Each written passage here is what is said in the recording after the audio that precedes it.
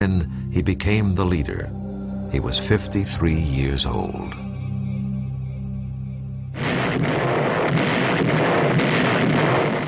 After the U.S. entered the war against Japan, Ho believed that getting American help was essential to Vietnam's future independence.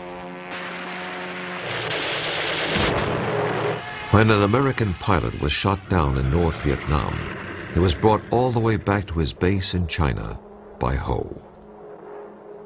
And you got to try to imagine this guy. He's wearing sandals and shorts.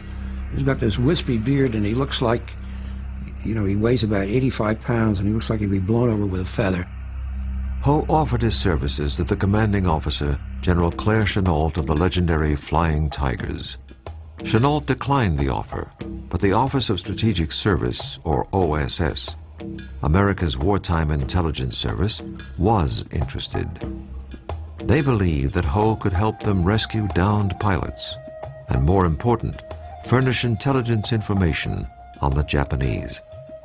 Ho was accompanied back to his base by an OSS officer, giving credence to his claim that the U.S. was his ally.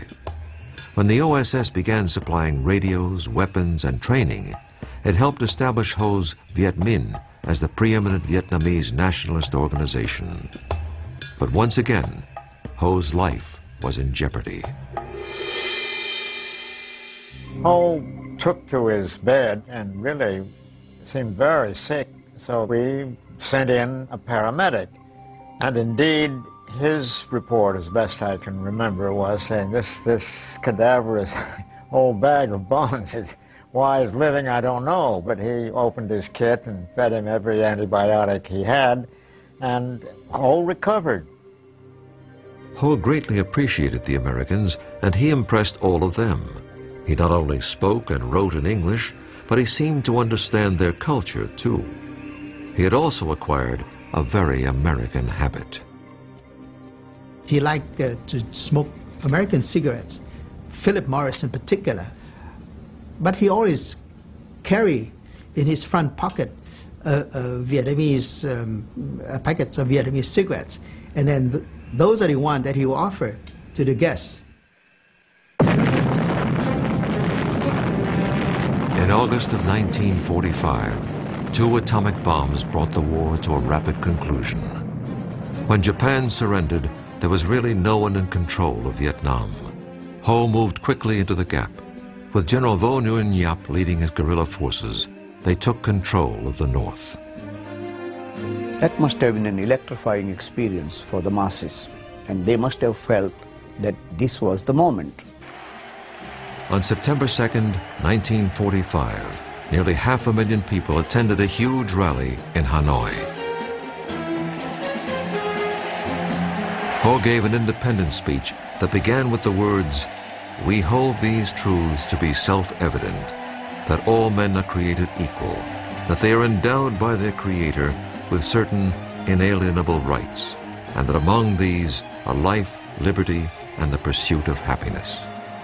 He quoted directly from Declaration of Independence, and maybe what he was doing was flattering United States so that they could be on his side. He was disarming his opponents by saying that he was not going for Marxist revolution, he was only going for plain, simple independence for his country. He'd admit to being a communist. He said, you know, my purpose is to free up Indochina. I'm not doing anything different than you did in 1776. You managed to deal with it pretty well, and that's all I'm trying to do now. Do you have any problem with that? Ho had no illusions about the tenuous nature of Vietnamese independence. In perfect English, he wrote a letter to his OSS contacts stating, "The war is won, but we small and subject countries have no share, or very, very small share, in the victory of freedom and democracy. Probably, if we want to get a sufficient share, we have still to fight." Ho went to Paris in 1946 in hopes of working out a compromise where Vietnam could become autonomous within the French Commonwealth. I think Ho Chi Minh was trying to postpone the inevitability of armed conflict with France, because I think he was under no illusion that the French would give up without a fight. Ho's mission to Paris failed. Back in Vietnam, conditions were even worse than they had been before World War II. The French army returned and brutalized the country. As many as 2 million Vietnamese starved to death during a famine, while rice was exported to France. Ho appealed to the U.S. for mediation, but never even received a reply. The emerging Cold War between the Soviet Union and America made France's participation in the defense of Western Europe critical to the U.S. The French agreed to cooperate with the Americans, but the U.S. had to keep out of France's colonial affairs. Ho Chi Minh was meeting with a rather sympathetic French official. He said to him something that is very, very important, that the French didn't understand at the time, and which also becomes important later for the United States. He says, if we go to war, we're going to lose 10 men for every one that you lose. But in the end, we'll win and you'll lose. By the end of 1946, Ho, General Giap, and the Viet Minh were back in the jungle fighting a guerrilla war against the French.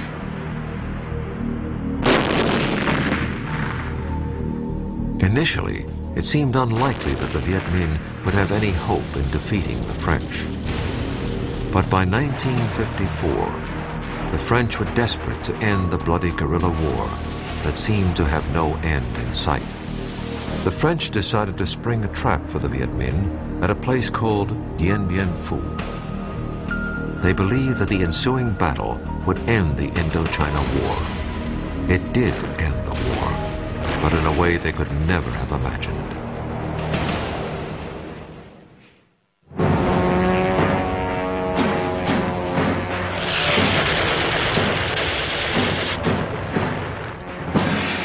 In March of 1954, the French army believed that they had lured Ho Chi Minh's forces into a trap near a remote outpost called Dien Bien Phu. Unfortunately for the French, they only trapped themselves. The battle cost the French over 15,000 casualties. It also cost them Indochina. The Viet Minh victory over the French marked the first time that a European power had been defeated in battle by its